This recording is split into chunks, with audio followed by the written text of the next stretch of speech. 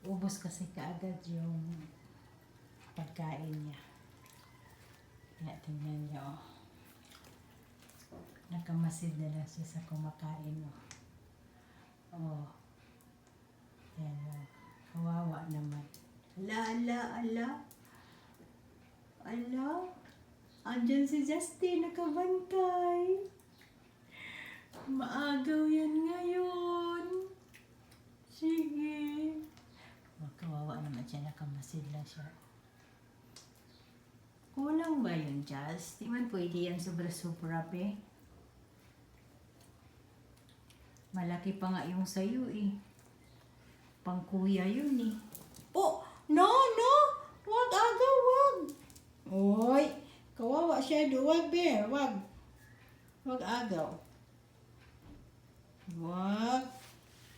Binabantayan lang pala ng mabitawan ni Sado ang pagkain niya. Wag ganyan. Kuya, ikaw eh. Kawawa naman yan. Binabantayan pala niya pag nabitawan ng isa yung pagkain niya. Pero at least ang bait-bait niya. Hindi niya inaagaw.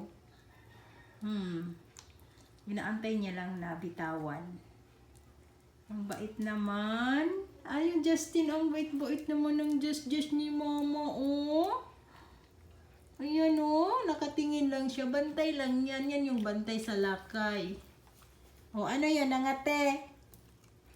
Binabantayan yan. Pag nabitawan pala ay bait-bait naman ng Kuya Just.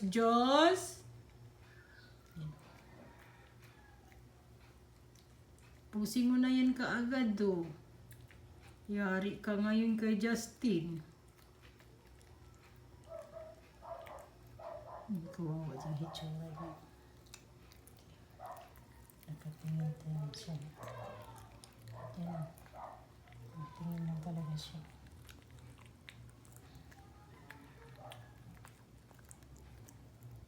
Ubus na yun sa kanya eh. Ang bilis na eh. Ang bilis kumain eh. Malaki pa nga yan sa kanya. Sino yun?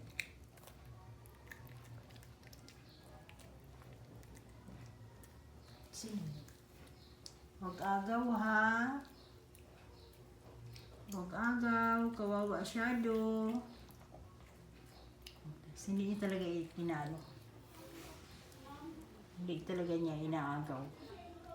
Nag-wait lang siya na nabitawan ni Shadow yung pagkain niya. Hindi siya nangaagaw.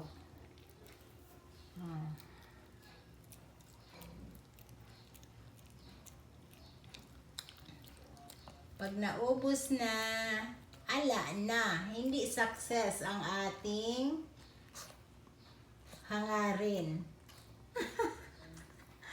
O, ubos na. Hindi nag-success ang ating hangarin, Justin.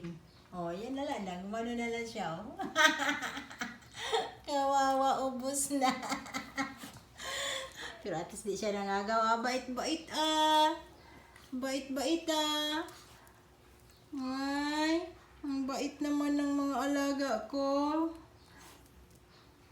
Bye po.